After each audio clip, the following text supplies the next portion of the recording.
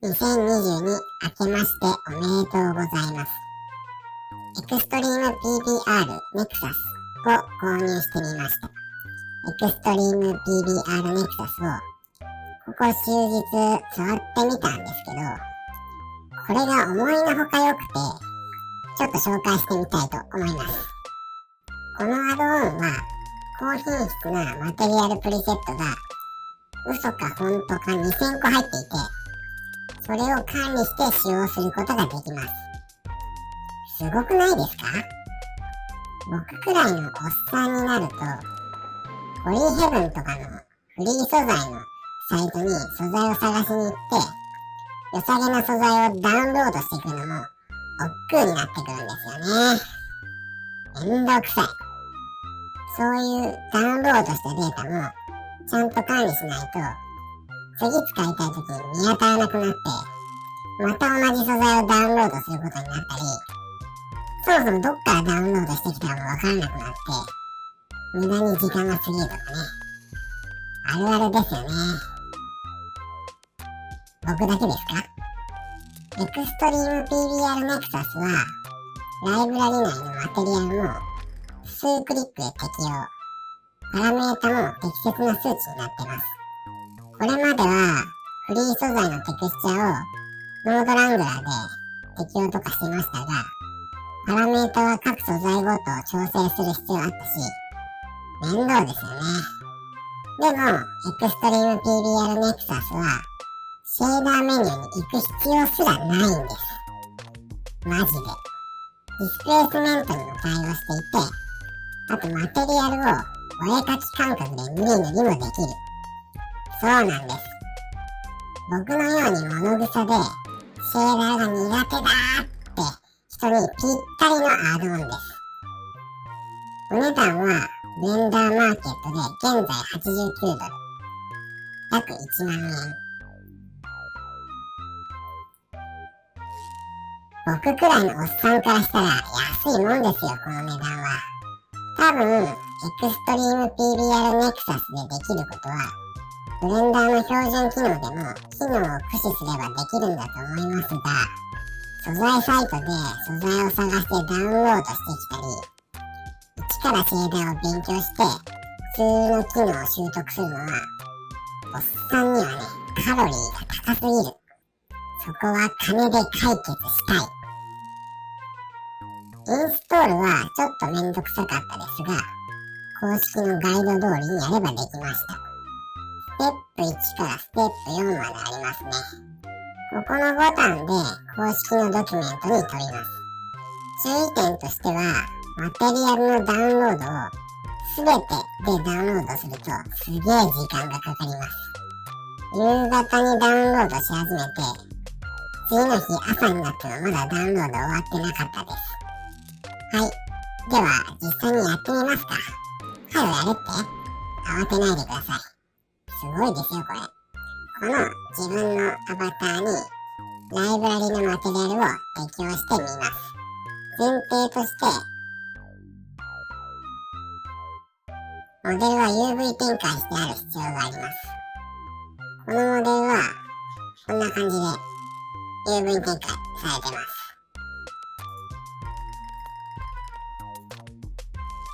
エクストリーム PBR ね。まず、この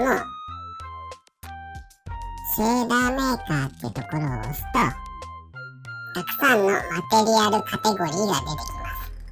いっぱいあるでしょ。ブリックスクラシックを選んでみましょう。レンガですね。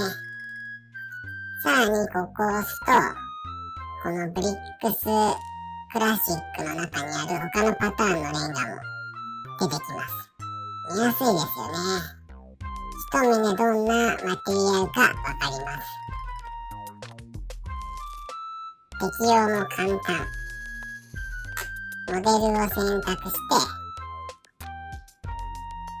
解像度を選択して、ここを押すだけ。はい、簡単。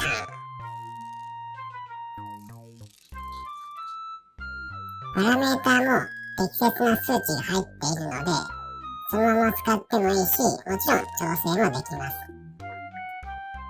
メタリックを上げて、ラフネスを下げて、ツルッツルにしてみた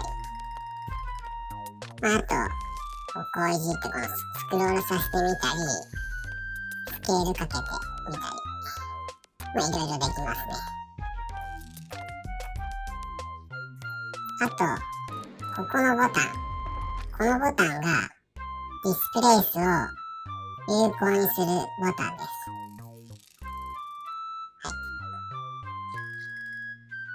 ここを押すとディスプレイスのパラメータが出てきて調整できます。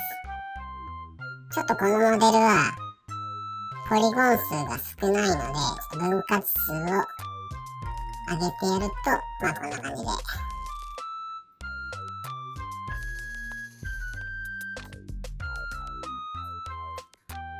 他にもたくさんマテリアルありますけども、2000個見ていく時間がないので、その辺は公式の PV とか見てください。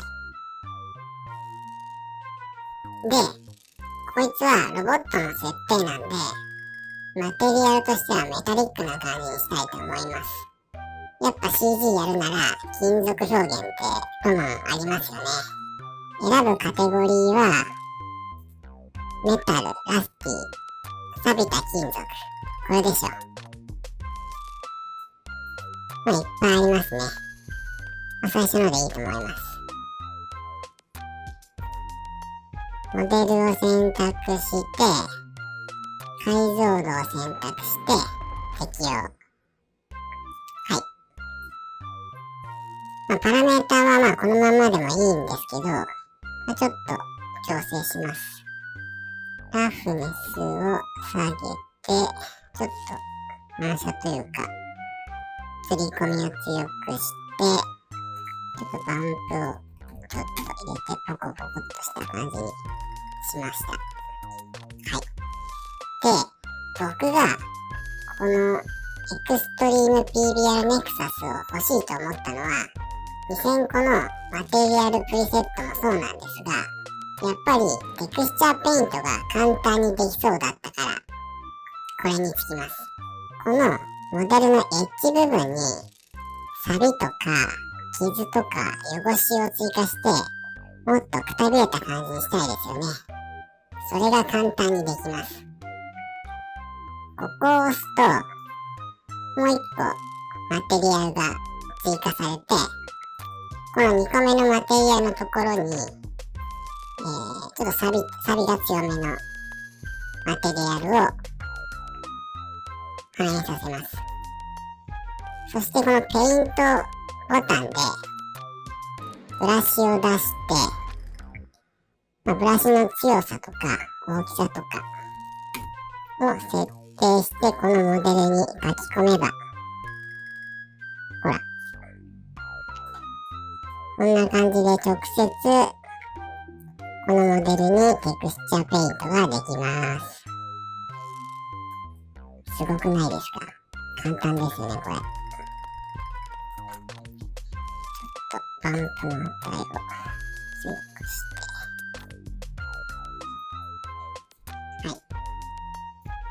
ちょっとこの2個目のこのサビの値が強いかなと思ったら1個目の方で塗り直してやれば消えてくってね、調整可能です。じゃあちょっとこんな感じで、ちょっと塗りしていきたいと思います。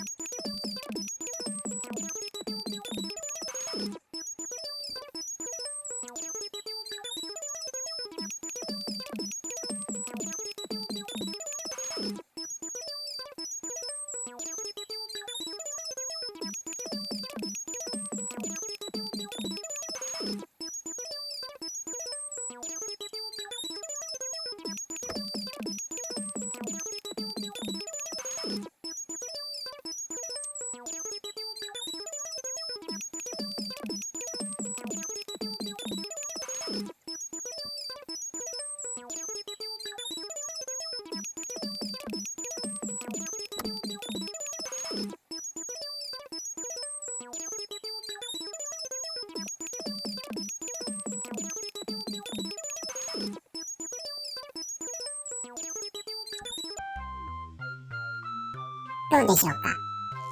今適当に塗っただけですが、このクオリティ。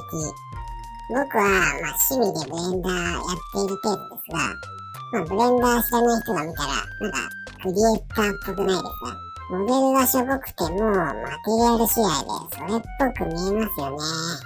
全身いっちゃいましょう。